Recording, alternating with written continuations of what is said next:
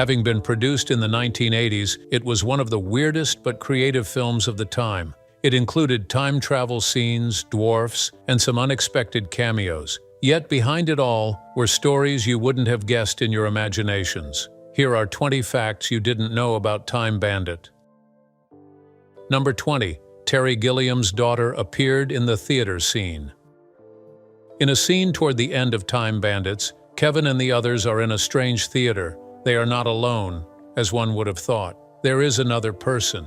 Even though she could be easily overlooked, one could easily spot her in the wide shots of the theater. There is a young girl seated among them in the audience. That little girl is Holly Gilliam, the real-life daughter of director Terry Gilliam. She was about 8 years old when the movie was filmed. However, she is also easy to miss because she was not listed in the film credits or IMDb cast listing and does not speak. However, her presence has been confirmed in interviews and discussions with Gilliam. Gilliam included her as a quiet cameo that most viewers never noticed, but it was personal to him. Ever since, the father-daughter duo has gone on to work together, especially as Holly delved into film. She eventually became her father's manager and producer, and helped with several of his projects. She also played a key role in pushing the Time Bandits TV adaptation forward with Apple TV+. Although her appearance in the movie is brief, it is a nice detail that shows how personal Time Bandits was for Gilliam. Number 19. Many of the sets were built on a smaller scale to suit the dwarf actors.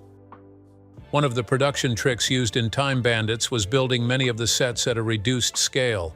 This was not done simply for budget reasons, but to suit the 6 dwarf actors who played the time-traveling bandits. Director Terry Gilliam wanted the actors to feel natural in their environments, not dwarfed by oversized furniture or props. By designing scaled-down sets, the filmmakers gave the illusion that the characters were navigating a vast and magical world made just for them. It also helped to exaggerate the fantasy feeling of the film, as they had already tailored their locations to fit in with the rules of reality and time. The sets reconstructed included hallways, doors, and even parts of the bandits' lair. The technique also allowed the full-size Kevin to appear taller next to the dwarves in some scenes, thus making the group more varied and emphasizing their quirky dynamics. Number 18. The Fortress of Ultimate Darkness was one of the hardest scenes to shoot.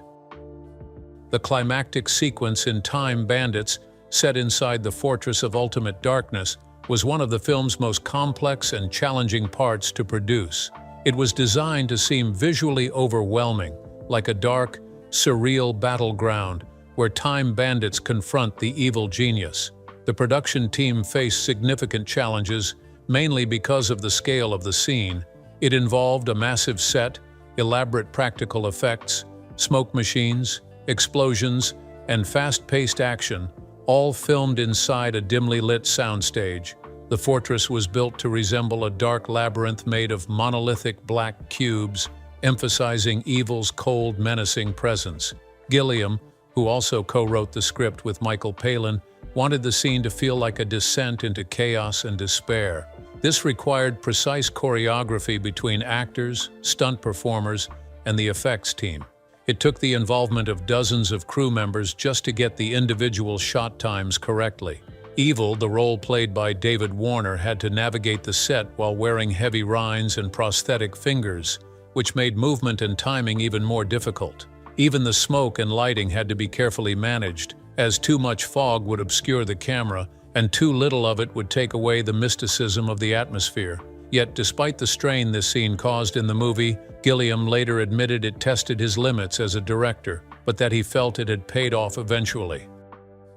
Number 17. In 2018, a television series adaptation was announced with Taika Waititi attached to direct.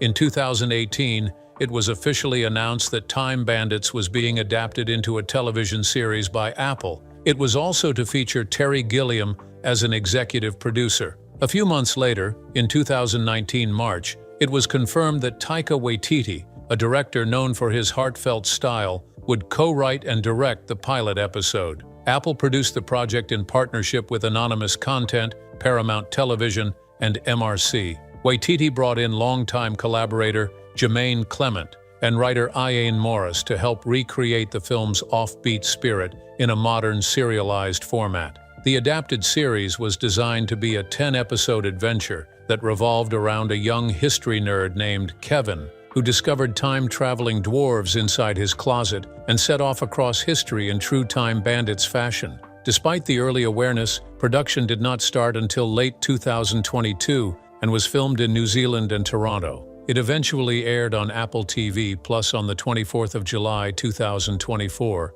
and had wrapped up over 10 episodes by August 21st. Yet despite receiving generally positive reviews and having stayed true to the film's spirit, it was cancelled by Apple after just one season due to insufficient viewership. Number 16. Gilliam used practical effects and creative camera work.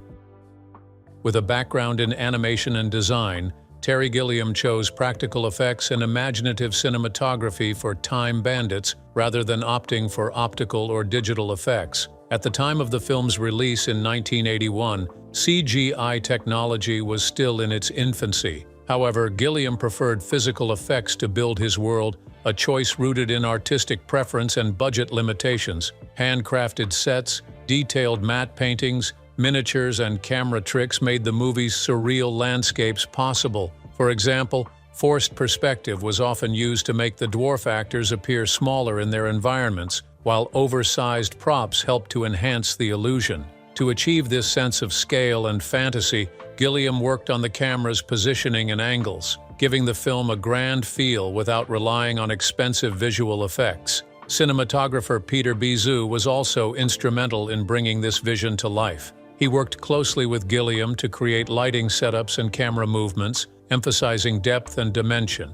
Gilliam also used editing and in-camera transitions to make scene changes feel magical, and not as though visual effects were added after filming. For instance, portals often appeared suddenly as practical set pieces, the bedroom wall blowing apart to create the portal in the first place, etc. Each of these creative choices contributed to the film's distinction from other fantasy films of the time, helping it achieve cult status. This would later become Gilliam's style in such movies as Brazil and The Adventures of Baron Munchausen. Number 15. John Cleese played Robin Hood in a strange satirical twist in Time Bandits. John Cleese, a member of Monty Python, played the role of Robin Hood. However, this portrayal was far from the typical heroic Robin Hood figure known through the typical British films. His portrayal of Robin Hood was intentionally absurd, detached, and overly polite. Terry Gilliam and co-writer Michael Palin created this version of Robin Hood to lampoon the uptight upper-class British stereotype. In the film, Robin Hood cheerfully thanks the Time Bandits for their stolen loot before giving it out to people experiencing poverty without any enthusiasm. He even apologized when one of his followers punched a peasant in the face during the giveaway with a casual, "I'm sorry about that, he's violent, you know." This was the typical Monty Python style, aligning with the film's satirical tone. Cleese's involvement in the project was natural, especially as he had a long-standing creative relationship with Gilliam and Palin from their Monty Python days. However, he had limited screen time. His performance as Robin Hood is one of the most memorable in the film. The role was written with him in mind, and he enthusiastically accepted it. Number 14. The film includes a surreal visit to the Titanic before it sinks. One of the most unexpected moments in Time Bandits is when the main characters suddenly find themselves aboard the RMC Titanic ship just before it hits the iceberg and sinks. This twist is sudden, and the characters show pleasure and delight. They are dressed in formal wear and enjoy high society luxury before disaster strikes once more. This sequence is filmed on a set built to mimic the ship's opulent deck and ballroom, with its art having a feel of 20th century elegance. According to the production notes and commentary from director Terry Gilliam, this scene was designed to reflect the random and cruel nature of time travel in the universe the movie had created. The bandits are constantly being flung from one historical disaster to another, and the Titanic was just another symbol of doom, wrapped in a fancy package of grandeur. Gilliam chose the Titanic because it had already gained widespread fame as a real tragedy. He then used it to underscore the film's recurring theme that evil and misfortune often hide behind beauty and comfort. The scene's tone shifts rapidly from celebration to chaos, reflecting Gilliam's love for blending comedy with darker undercurrents. He also aimed to mock the romanticized view of history by using irony to show its flaws. Number 13. The map used by the dwarves was designed by Terry Gilliam himself. One of the most legendary props from the movie Time Bandits is the intricate, star-studded map used by the dwarves to navigate time and space through the holes in the universe. The map is crucial for the plot's development and a central symbol in the film. It would gladden your hearts that the iconic map was drawn and designed by director Terry Gilliam. With his experience as a former illustrator and animator for Monty Python, he brought his artistic background to the forefront when thinking of the map. He devised and sketched the design and worked closely with the art department to ensure it reflected the film's eccentric, handmade visual style. The final map features elaborate celestial charts, cryptic diagrams, and geographical drawings that suggest a mix of alchemy, surrealism, and medieval cartography. The map had to look both ancient and mysterious, as if it had been passed down for centuries by forces beyond human understanding. It was printed on aged parchment paper and treated to look weathered, giving it tactile authenticity on screen. In later interviews, Gilliam explained that the map was intended to feel like a character of its own and be a guide to chaos as much as it was a guide to locations. The map became so central to the film that it appeared in multiple close-ups, with the camera often zooming in on the shifting folds and strange symbols. Over the years, the original map has become a cherished piece of Time Bandits memorabilia. It is occasionally displayed at exhibitions and fan conventions celebrating Gilliam's work. Ultimately, the map is yet another testament to Gilliam's creative genius. Number 12. Jonathan Pryce was Gilliam's first choice to play evil, but he was unavailable to many fans of Time Bandits. The name that readily comes to mind when we mention evil is David Warner, especially with his excellent role performance. However, he was not the first actor Terry Gilliam wanted for the role. Gilliam's initial choice was Jonathan Pryce, a longtime collaborator and friend. However, Pryce was unavailable during the film's production schedule due to previous commitments. Gilliam and Pryce had an intense creative relationship, and the decision to be a part of the movie would not have met with any conflicts had there not been a clash in the scheduling. The role of evil required a performer who could handle sinister humor and theatrical flair. That's where David stepped in and delivered a performance that left many people talking for a long time. This did not destroy the relationship between Pryce and Gilliam, as Gilliam understood why Pryce could not join them to produce Time Bandits. Pryce would star in Gilliam's 1985 cult classic, Brazil. Warner brought to light all his classical British background in Shakespearean theater and genre films. He displayed menace in the rawest form. His portrayal of evil was both threatening and absurd. He was the perfect match for Gilliam's darkly comic tone. He displayed a disdain for slugs and other inefficient creations, an obsession with modern technology, and a desire to control the universe through computers and lasers. All of these combined to make him a unique villain in fantasy cinema, hard work that did not go unnoticed. In later interviews, Gilliam praised Warner's interpretation and called it exactly the kind of performance that made the absurd terrifying. He, however, also stated that Jonathan Pryce would have brought a very different, albeit equally compelling flavor to the role. Number 11. Time Bandits was the first film produced by George Harrison's Handmade Films.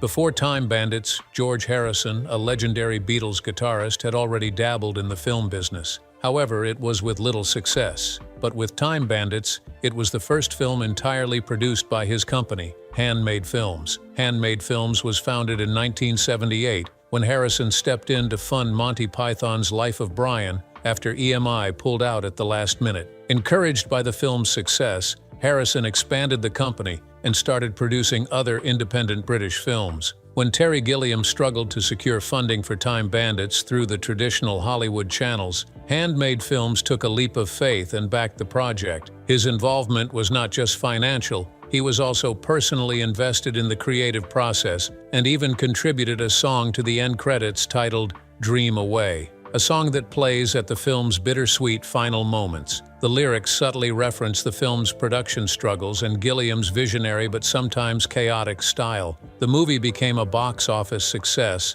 and cemented Terry Gilliam's reputation as a director. It did not stop there. It also validated George Harrison's efforts to support offbeat creative storytelling in creative cinema. The success of Time Bandits did wonders for handmade films. It helped handmade films become a key player in the British industry during the 1980s. It successfully backed iconic movies like Mona Lisa, Withnail and I, and The Long Good Friday.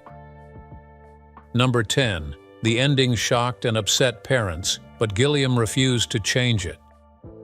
The way Time Bandits ends is on a deeply unsettling note that defies the conventions of family adventure films in the 1980s. After Kevin survives a journey through time, helps defeat the evil genius, and returns to his suburban home, something surprising happens. His parents touch a smoldering chunk of evil left in the toaster oven, and they all explode. The film ends with Kevin staring in disbelief as smoke rises from where his parents stood. The Supreme Being, played by Ralph Richardson, had previously warned that evil must not be touched, yet no one intervenes to stop the moment. The ending drew criticism from parents and some critics. Audiences, expecting a whimsical resolution, were left stunned by the abrupt and morbid conclusion. Children were reportedly confused, even disturbed, by the idea that the protagonist was now alone and that no one seemed to care. The finale was unusually dark for a film marketed as a family-friendly fantasy. Director Terry Gilliam, however, refused to soften the ending. He insisted that stories, especially those for children, didn't always need tidy, happy conclusions. He believed in treating young audiences with respect and not condescension. To him, the explosion wasn't about shock value, but a darkly comedic commentary on the careless, materialistic nature of the parents and the indifference of cosmic forces. The studio considered alternative endings, but ultimately let Gilliam keep his vision intact. Today, the final scene remains one of the most talked about aspects of Time Bandits. This, therefore, reinforced Gilliam's reputation as a fearless and unconventional filmmaker. Number 9. Several deleted scenes are lost forever, including the Spider-Women and a flooded bedroom. While Time Bandits already brims with surreal visuals and bizarre set pieces, several sequences were filmed but never made it to the final cut. Evidence of these deleted scenes survived in the published screenplay, which includes black and white stills from unused footage. Among the omissions is the Spider-Woman scene, which was scripted and filmed but ultimately cut. Though the exact plot details of the scene remain vague, images still confirm its existence. Another scene that was cut showed King Agamemnon giving Kevin a knife. This was a significant moment since the knife later appears in the movie when Og retrieves it from Kevin's satchel to help unlock a cage. Without the earlier scene, the knife's origin goes unexplained in the final film. Additional lost scenes include Kevin waking up to find his bedroom flooded with water, followed by a pirate ship sailing through his window. There was also an ambitious futuristic sequence in which the bandits attempted to rob a bank in the 22nd century London. This segment would have added yet another bizarre timeline to their journey. During a question-and-answer session at the UK's 2011 Bradford Film Festival, Terry Gilliam stated that he believes all of this cut footage has been permanently lost. At the time, preserving deleted scenes and dailies wasn't standard practice for low-budget productions. Since Time Bandits was made on a tight $5 million budget, storing or archiving unused footage wasn't a priority. For fans, these lost scenes remain a tantalizing mystery. The glimpses of a weirder, more extended version of Time Bandits may never be fully recovered.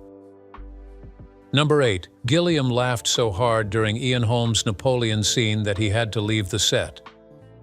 One of the movie's most memorable moments is when Sir Ian Holm features as Napoleon Bonaparte. The French emperor is portrayed in an over-the-top comedic fashion, obsessed with people shorter than him and deeply amused by slapstick puppet violence. Holm, a classically trained actor with a background in Shakespeare and serious drama, threw himself into the role with unexpected comedic brilliance. Terry Gilliam, who had directed some of the wildest moments in Monty Python's history, found Holmes' performance nearly impossible to endure. Not because it was bad, but because it was unexpectedly hilarious. During the filming of the banquet scene, where Napoleon laughs uncontrollably at theatrical puppets being punched and kicked, Holmes' delivery was so committed that Gilliam could not stop laughing behind the camera. Gilliam was laughing so loudly that it began ruining the takes. He eventually had to remove himself from the set entirely during filming to keep the production moving. In later interviews, Gilliam admitted that Holmes' portrayal of the unhinged, height-obsessed Napoleon was one of the funniest performances he had ever directed, and it had caught him off guard. The irony wasn't lost on anyone. A director known for absurdist comedy, pushed to the brink by a straight actor's first foray into surreal slapstick. Holmes' scenes,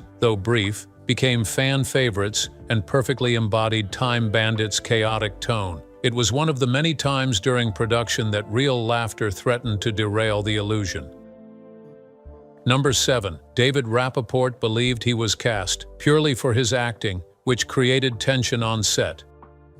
David Rappaport played Randall, the self-appointed leader of the time-traveling dwarfs in Time Bandits. Randall is bossy, fast-talking, and full of wild ideas. He required confidence, charisma, and sharp comedic timing for this role. According to Terry Gilliam, Rappaport believed he earned the role solely because of his acting prowess and not because of his height or physical appearance. This belief then reportedly led to detachment from the rest of the cast. While the other actors bonded socially during filming, Rappaport often kept to himself. Fellow cast member Kenny Baker, known for playing R2-D2 in Star Wars, expressed in interviews that Rappaport did not associate much with the group, and this separation did not go unnoticed by the others. Tensions came to a head during the filming of the invisible barrier scene when the bandits, having grown tired of Randall's pushy leadership, finally turned against him. According to Gilliam, the cast used that moment to channel their frustrations with Rappaport. The scene became more than just a scripted rebellion. It mirrored a genuine emotional release from the cast toward their on-screen leader. Despite these interpersonal strains, Rappaport delivered a standout performance that became central to the film's tone and pacing.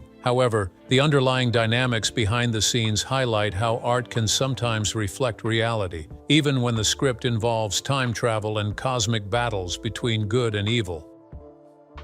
Number 6. Gilliam accidentally jumped and landed on Shelley Duvall. Filming Time Bandits involved its fair share of physical and logistical chaos. Most of this chaos was due to Terry Gilliam's hands-on and often unpredictable directing style. One of the most bizarre and dangerous incidents involved actress Shelley Duvall, who played Pansy in 2 comedic time travel sequences. Duvall had just wrapped filming Stanley Kubrick's The Shining when she joined the Time Bandits cast. Her role in Time Bandits was comparatively lighthearted, but one moment on set turned unexpectedly hazardous. During filming, Gilliam attempted to reassure the cast and crew that jumping off a scaffold onto a designated landing spot was perfectly safe. To prove it, he decided to jump off the scaffold himself. The stunt, however, did not go as planned. Gilliam misjudged his landing and, instead of landing safely near Michael Palin and Shelley Duvall, who were a part of the scene, he came down directly on Duvall's head.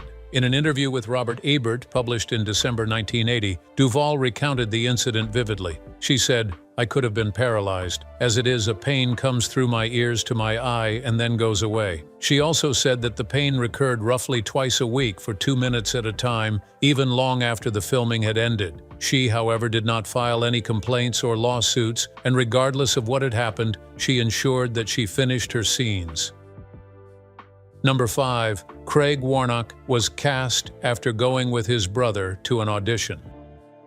Casting the lead role of Kevin, the imaginative, history-loving boy who discovered a hole in the fabric of time, was one of the most critical decisions Terry Gilliam had to make for Time Bandits. While many directors might not have been for a polished, charismatic child actor, Gilliam deliberately took a different approach. Craig Warnock did not initially audition for the role. His elder brother Grant was trying out for Kevin. Craig had simply accompanied Grant to the casting call. However, Gilliam noticed something about the quiet younger brother sitting nearby during the process. While Grant delivered a solid audition, Craig's natural, understated presence stood out to the director. Gilliam has explained in interviews that he is generally skeptical of child actors, as he finds many of them too cute or rehearsed. He often believes they lack the rawness or subtlety he wanted for a character like Kevin. He wanted someone more observant than loud, more curious than precocious. All qualities he saw in Craig Warnock. Craig wasn't acting like a movie kid, he was acting like himself.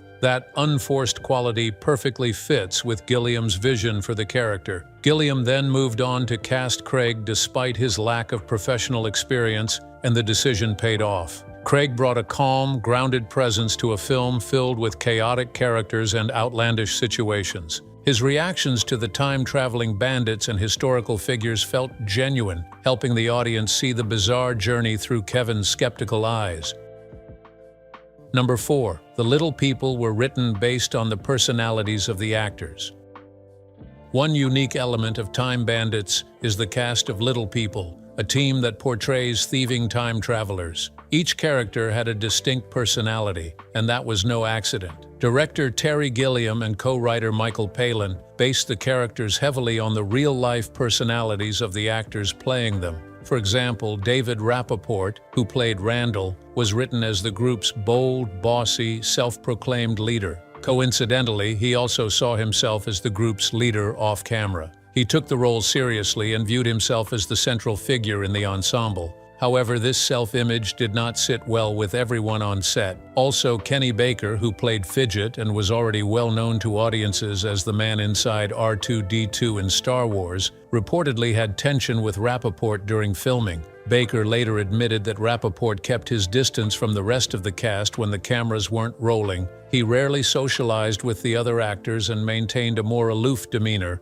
which eventually caused a rift within the group. Gilliam and Palin were observant of the dynamics on set and used the tension as creative inspiration. When they needed to expand the film with a new scene, they wrote a moment where the other dwarves began to question Randall's authority and temporarily turn against him. This added depth to the story and mirrored real-life friction among the actors. Number 3. George Harrison mortgaged his office building to finance the film. No major studio wanted to touch Time Bandits. The movie's concept was considered too weird, British, and risky for an international release. Undeterred, Terry Gilliam turned to an unlikely ally. The former Beatle George Harrison, who had co-founded the independent production company Handmade Films in 1978 to help fund Monty Python's Life of Brian, was already familiar with Gilliam's work through the Python connection. When Gilliam and co-writer Michael Palin presented the Time Bandits script, Harrison and his business partner Dennis O'Brien saw potential, although the project still needed financing. To make it happen, Harrison took a huge personal risk. He mortgaged his office building in Cadogan Square, London, to help raise the required $5 million budget. Handmade Films eventually bankrolled the entire production process, giving Gilliam the creative freedom he probably would not have had at a major studio. The gamble paid off as Time Bandits became a sleeper hit, grossing over $42 million worldwide. It spent 5 weeks as the #1 film at the US box office in 1981, marking a rare financial triumph for a British fantasy film in the American market. Despite the success, Harrison became increasingly frustrated with Gilliam's uncompromising style during production. The tensions would result in Harrison writing "Dream Away," the song that plays over the end credits. Although whimsical in sound, the lyrics subtly mocked Gilliam's complex personality. Harrison even joked that Gilliam reminded him of John Lennon, not as a compliment, but because he was so bolshy, a British term for being uncooperative or combative. Yet, if Harrison had not believed strongly in the project enough to make his financial investment in it, Time Bandits may have never seen the light of day. Number 2. Sean Connery was cast as Agamemnon, despite the script describing the character as someone of equal but cheaper stature. When Terry Gilliam and Michael Palin were writing the script for Time Bandits, they inserted an ironic stage direction for the character of King Agamemnon. After a heroic helmet reveal, the script read, "Reveals himself to be Sean Connery or someone of equal but cheaper stature." It was meant as a joke, a writer's fantasy. By then, Connery was a global icon, best known for his role as James Bond and similar legendary performances like The Man Who Would Be King and Robin and Marion. Gilliam and Palin never imagined he would ever accept such a small role in a low-budget British film. However, when the script landed in the hands of Dennis O'Brien, the co-founder of Handmade Films alongside ex-Beatle George Harrison, the joke turned into reality. O'Brien had connections and reached out to Connery's agent, and to everyone's amazement, Connery was intrigued. He appreciated the intelligence and irreverent humor of the script and was fond of Monty Python's work. Even more crucially, he respected the idea of blending mythology with absurdism in a way that would appeal to both children and adults. Connery accepted the role of Agamemnon and agreed to work for a reduced fee, filming his scenes in Spain. He also made a brief cameo as a firefighter at the film's end, in a subtle gag that added a mysterious layer to the story's conclusion. What began as a joke in a script margin ultimately resulted in one of the film's most memorable and surreal casting coups, all because someone dared to ask. Number 1. Terry Gilliam came up with Time Bandits after being blocked from making Brazil. Visionary director Terry Gilliam was at a creative crossroads in 1979. Having already co-directed Monty Python and the Holy Grail and directed Jabberwocky, he was eager to begin work on a darker, more ambitious project titled Brazil. However, Brazil's surreal bureaucratic themes, sprawling script, and philosophical tone made it difficult to pitch to studios. Financial investors were hesitant. They saw the script as too abstract, bleak, and expensive for mainstream appeal. As a result, Gilliam was blocked from actualizing his vision, at least for the time being. Having been riddled with these setbacks, Gilliam rerouted. He created something more accessible, especially for families, without compromising his creative style. That idea became Time Bandits, which he wrote with fellow Python alumni Michael Palin. Gilliam later described the movie as a children's adventure film from the point of view of a child, with the adults portrayed mainly as inept, selfish, or absurd. The concept allowed him to explore such grand ideas as time travel, mythology, philosophy, and good versus evil, while embedding them in a whimsical, episodic narrative. Most importantly, Time Bandits allowed Gilliam to experiment with the visual and narrative elements he would later expand upon in Brazil and The Adventures of Baron Munchausen. Together, these three films became known as Gilliam's unofficial imagination trilogy. Time Bandits represented childhood Brazil, adulthood, and Baron Munchausen represented old age. Gilliam has openly stated that Time Bandits would never have existed if he had made Brazil first. So in a twist of creative irony, the obstacle that blocked Brazil ended up helping open the door to one of the most inventive cult films of the 1980s. What first appeared to be a crushing setback became the turning point that pushed Terry Gilliam toward a project that would define his career in a new way. It is a reminder that sometimes the detours we dread are the paths leading us to where we are meant to be. There is an important lesson here about the value of our ideas. Too often we are tempted to compromise or abandon them when faced with rejection, forgetting that what we carry may be far more precious than we realize. All it takes is one person who sees what we see, understands our vision, and is willing to stand behind it. For Gilliam, that person was George Harrison, whose faith in the project gave it the life it needed. That single movie did more than prove Gilliam's creativity. It set in motion a momentum that carried him into three more beautiful films, each with its mark on cinema. What began as a door slammed shut turned into a series of doors flung wide open, showing that belief, both in ourselves and from others, can turn setbacks into stepping stones. What do you think about this story? Please share your thoughts in the comments. If you enjoyed watching this video, do not forget to like, share, and subscribe for more stories like this.